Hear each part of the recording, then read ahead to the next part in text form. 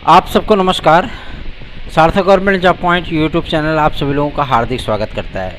मेरे बीएड के भाई बहनों, आप सभी लोगों से विनम्रतापूर्वक रिक्वेस्ट है कि आप लोग अधिक से अधिक लोगों को वीडियो शेयर किया करें ताकि हमारी बातें उन तक पहुँचें और उनमें एकजुटता आए।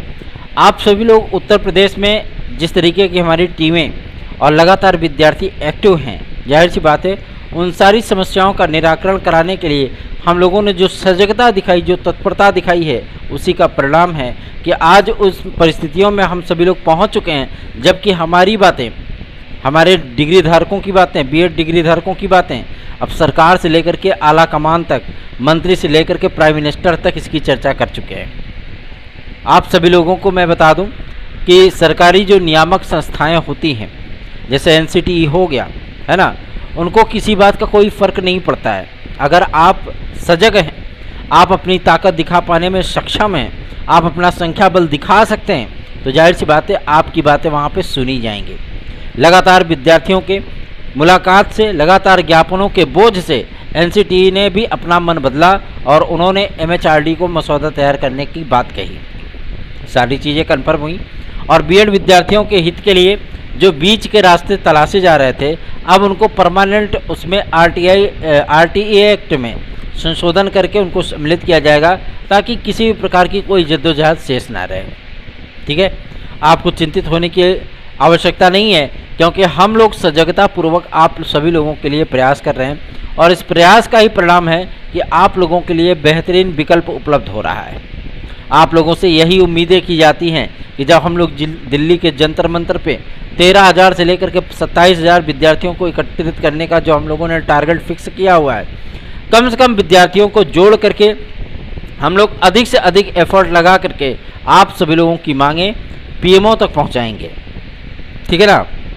और संसद के इस विशेष सत्र में आप सभी लोगों को देखने के लिए मिलेगा आरटीए एक्ट का संशोधित बिल। ये चीज़ें तभी पॉसिबल हो सकती हैं जब हमारे अंदर संख्या बल होगी, एकजुटता होगी। आज इसी एकजुटता का परिणाम है, जब हम एकत्रित हुए हैं, हमारी ताकत है, तभी हमारे लिए एनसीटीई ने अभी तक रिवाइज्ड गाइडलाइन नहीं दी। अगर आप मिनिमम क्वालिफिकेशन की बात करें यूपी पीआरटी या अन्य पीआरटी को लेकर के, तो जाहिर सी बात है कि 28 मई सन 2018 की अधिसूचना माननीय सर्वोच्च न्यायालय के माध्यम से निरस्त किए जाने के उपरांत जिस तरीके से छत्तीसगढ़ के परिप्रेक्ष्य में विद्यार्थियों के हित में, बीएड विद्यार्थियों के हित में फैसला आया, वहाँ पे हम सभी लोगों का उत्साह दुगना हो गया। हम सभी लोगों ने जिस तरीके से प्रयास करने शुरू किए, मंत्री लेवल से लेकर के एमपीज तक और एमएलए से लेकर के सीएम तक, हम सभी लोगों ने लगातार ज्ञापनों की बौछार कर दी, लोगों से मुलाकात करना शुरू किया, लगातार धरना प्रदर्शन किए, रैलियाँ निकाली, नुक्कड़ सभाएँ की और ट्विटर पे संदेश भी भेजा। आप सभी लोगों की एकजुटता बहुत ही आवश्यक है। आप लोग सुस्त पड़ जाएंगे तो जाहिर सी बात है हमारा जो मुहिम है, हम सभी लोगों का जो प्रयास है कि बीएड डिग्री धारकों को पुनः पीआरटी में हम लोग ले आएँ, जाहिर सी बात है कि उसमें कहीं न कहीं डेंट लग जाएगा। अगर आप सभी लोग एकजुट हैं, हमारी ताकत बनी हुई है, तो जाहिर सी बात है कि हम सभी लोग कामयाब अवश्य होंगे। मेरे प्यारे भाई बहनों, मैं आप सभी लोगों से आज विभिन्न मुद्दों को लेकर के बातचीत करने आया हूँ। कुछ जानकारियाँ हैं, उन्हें आपसे साझा करूँगा और कुछ जानकारियाँ आप सभी लोगों से हमें भी चाहिए। वजह यह है कि आप लोग अपनी एकजुटता दिखाइए ताकि हमारे कार्य सुगमतापूर्वक हो सकें, क्योंकि हर जगह पे संख्या बल होता है, हर जगह पर लोग अपना फ़ायदा और अपना नुकसान देखते हैं, और ख़ास तौर पर नेतागण। अगर उनको संख्या बल नहीं दिखता है तो कहते हैं अरे 2 4 5 ठो हैं, 10 ठो हैं, 2000 हैं, 4000 है, तो उसका लोड नहीं पड़ता है। लेकिन जब उनको लगता है कि हाँ इतने लोग हैं, 10,000 है, 25,000 है, 50,000 है, तब उनको लगता है कि हाँ सुनने लायक बातें हैं। ठीक है, पूरे बीएड की संख्या जो है 3,38,00,000 है और लगभग हर वर्ष पूरे भारतवर्ष में बीएड वालों की जो संख्या होती है वो तकरीबन 25.5 लाख के ऊपर होती है। इतनी भारी संख्या में बीएड विद्यार्थी जो है वो ट्रेनिंग करके अपनी डिग्री कंप्लीट करते हैं। बीएड की काउंसलिंग स्टार्ट होने चल रही है। उसके पहले उत्तर प्रदेश शासन ये देखना चाहता था कि क्या काउंसलिंग में क्या प्रक्रियाएं होंगी, लेकिन अधिकतर संस्थानों ने अपनी बीएड की मान्यता वापस कर दी है। बुंदेलखंड यूनिवर्सिटी झांसी ने इस बात को कुल सचिव वहाँ के जो हैं उन्होंने इस बात की आशंका जताई है कि अधिकतर बीएड की सीटें रिक्त रह सकती हैं और यही कहना संगठक महाविद्यालयों का भी है और यही कहना संगठक विश्वविद्यालयों का भी है। अभी इलाहाबाद यूनिवर्सिटी में बीएड की काउंसलिंग हुई है, तकरीबन 800 सीटों पर के सापेक्ष में वहाँ पे केवल और केवल 200 सीटें भर पाई हैं, केवल 200 सीटें, 2 काउंसलिंग कंप्लीट हो चुकी है। अब आप स्वयं समझ सकते हैं कि बीएड को लेकर के विद्यार्थियों में जो उत्साह था वो उत्साह इस बार देखने के लिए नहीं मिल रहा है। विद्यार्थियों की उम्मीदें हैं कि भैया लोगों का प्रयास हम सभी लोगों को पीआरटी में पुनः सम्मिलित कराएगा। मैं आप सभी लोगों को बता देना चाहता हूं, सोमवार मंगलवार को सर्वोच्च न्यायालय में केवीएस को लेकर के सुनवाई है और बिहार सरकार आप सभी लोगों की जो याचिकाएं हैं वो सोमवार को दाखिल करेंगी बीपीएससी के लिए, ठीक है ना, क्योंकि बीपीएससी के जो चेयरमैन हैं वो बहुत प्रोएक्टिव हैं और उन्होंने तत्काल शासन से रिक्वेस्ट की है कि आप इस पर सर्वोच्च न्यायालय से या तो आदेश लेके आइए या एमएचआरडी और एनसीटीई से आदेश लेकर के आइए। दोनों जगह पत्र लिखे गए, मतलब एनसीटीई और एमएचआरडी को पत्र लिखे गए कि हमको स्पेशल अनुमति दी जाए। स्पेशल अनुमति की संभावनाओं को तलाशते हुए वहाँ के शिक्षा मंत्री ने भी ये गुहार लगाई है कि हमारी भर्ती प्रक्रियाएँ कंप्लीट हों ताकि विद्यार्थियों को किसी प्रकार की कोई समस्या ना हो। वहाँ पे सीटें रिक्त रहने की संभावना है। बीपीएससी से बीएड डिग्री धारकों को बाहर न किया जाए, इसके लिए हम सभी लोग सर्वोच्च न्यायालय भी जा रहे हैं और कई याचिकाएं पढ़ चुकी हैं और कई याचिकाएं पढ़ने चल रही हैं। केवीएस को लेकर के हम सभी लोग पहले से ही सजग हैं कि विद्यार्थियों को किसी भी कीमत पर बाहर न किया जाए। विद्यार्थियों का क्या दोष है, जब विद्यार्थी इतने अच्छे नंबरों को गेन कर लिए हैं, उनकी नौकरी पक्की हो गई है, तो उन विद्यार्थियों को सिर्फ ये कह करके कि फलाना हाईकोर्ट ने जो है आपको इनवैलिड कर दिया था, सर्वोच्च न्यायालय ने भी आपको इनवैलिड कर दिया, तो चलिए ठीक है, इनवैलिड किया तो वो विद्यार्थी तो इनवैलिड ना हो ना जो प्रक्रियाओं में सम्मिलित है और जिनका अंतिम परिणाम जारी होने वाला है। ऐसी परिस्थितियों को लेकर के हम सभी लोगों ने एमएचआरडी को कल की डेट में भी एक लेटर लिखा था और उधर से जो हम सभी लोगों को रिप्लाई मिली है वो इन्हीं चीज़ों को लेकर के मिली है कि आरटीए एक्ट के संशोधन का मसौदा पूरी तरीके से तैयार हो गया है।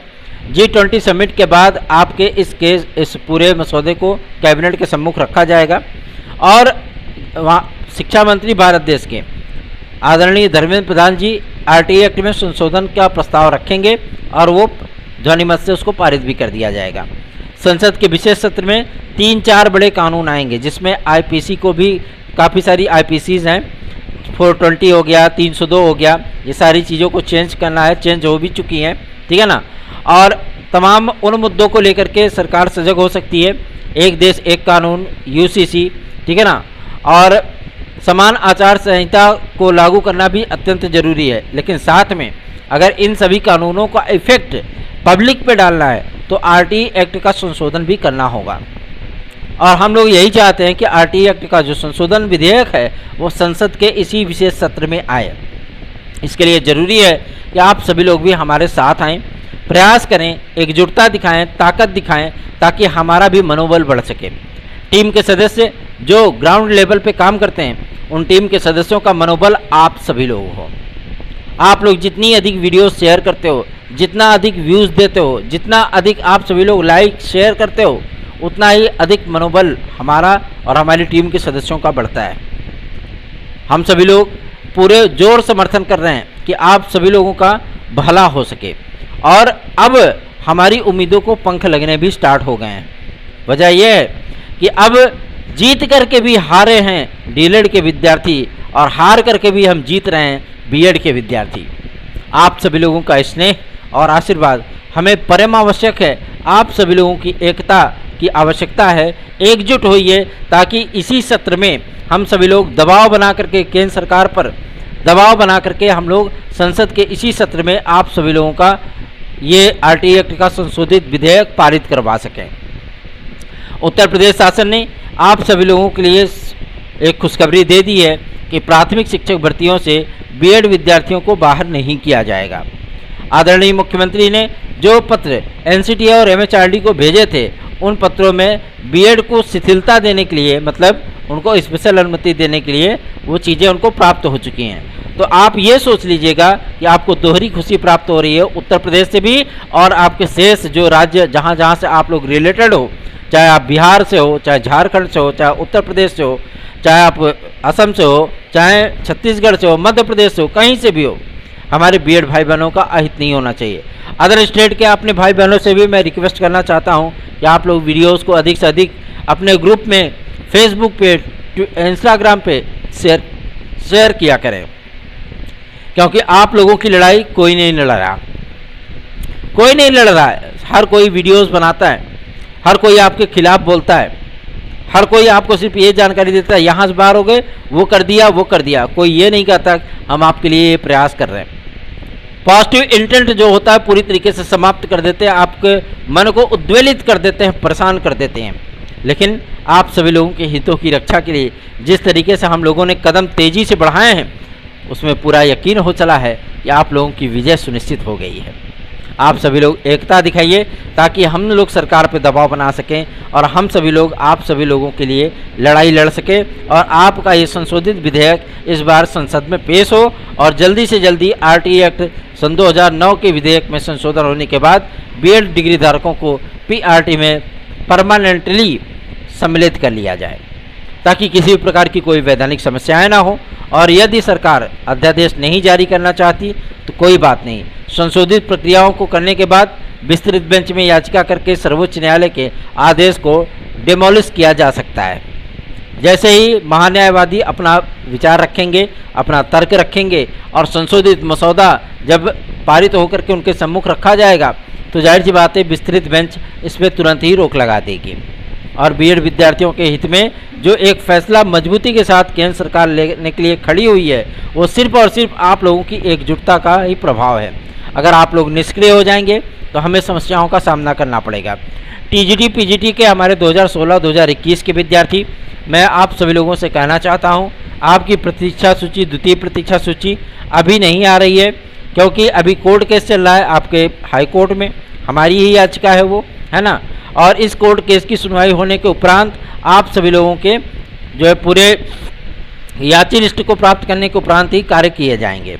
इसलिए आप सभी लोगों को चिंतित होने की आवश्यकता नहीं है, बस थोड़ा सा इंतजार करिए। अभी जो विद्यार्थी हमारे साथ जुड़ना चाहते हैं, टीजीटी पीजीटी 2016-2021 के विद्यार्थी, वो निसंकोच हो करके, बेफिक्र हो करके हमारे साथ आएँ। 830-32-72-282 इस व्हाट्सएप नंबर पे हम आपको यकीन दिलाते हैं कि आपका पक्ष बहुत मजबूत है, क्योंकि 5 हियरिंग होने के बाद जो आदेश आया था और जो चीज़ें इस समय हो रही हैं वो आप लोगों के फेवर में है। तो देर मत करिए, जुड़ जाइए हमारी याचिका से, आप लोगों का भला हो जाएगा। रही बात एपीएस और एलटी ग्रेड की, तो उसके लिए भी प्रक्रियाएं शुरू हो चुकी हैं। अगले सप्ताह में, मतलब ये जो सोमवार से शुरू होने चल रहा है सप्ताह, माध्यमिक शिक्षक सेवा अधिनियम में संशोधन होने के उपरांत हमारे नॉन बीएड के स्टूडेंट और साथ ही साथ हमारे जो टेक्निकल फाइन बीएफए वाले स्टूडेंट हैं, प्राविधिक वाले स्टूडेंट हैं, उन सभी विद्यार्थियों की नियुक्तियां और उनको टीजीटी की नियमावली के आधार पर इस बार एलटी ग्रेड में सम्मिलित होने का अवसर मिले, इसके लिए प्रयास किए जा रहे हैं। साथ ही साथ मैं आप सभी लोगों से कहना चाहता हूं कि एज रिलैक्सेशन के लिए विद्यार्थियों ने जो आज मुहिम चलाई, बहुत से विद्यार्थियों के व्हाट्सएप पे मैसेज आए हैं, हमने उन मैसेजेस का रिप्लाई भी किया है। आप सभी लोगों को मैं आश्वस्त करना चाहता हूं कि जिस मजबूती के साथ हम खड़े हुए हैं, जाहिर सी बात है एज रिलैक्सेशन को लेकर के हर हाल में, हर कीमत पर उनको एज रिलैक्सेशन देना ही होगा, ठीक है ना। आप लोग एकता दिखाइए, वीडियोस को अधिक से अधिक शेयर किया करिए और हमारे बीएड डिग्री धारक भाई बहन तो खास तौर पे अपनी एकता का प्रदर्शन आप लोग करिए, क्योंकि यही 10, 15, 20 दिन हम लोगों के लिए बहुत महत्वपूर्ण है। यही सितंबर महीना हम लोगों के लिए बहुत महत्वपूर्ण है।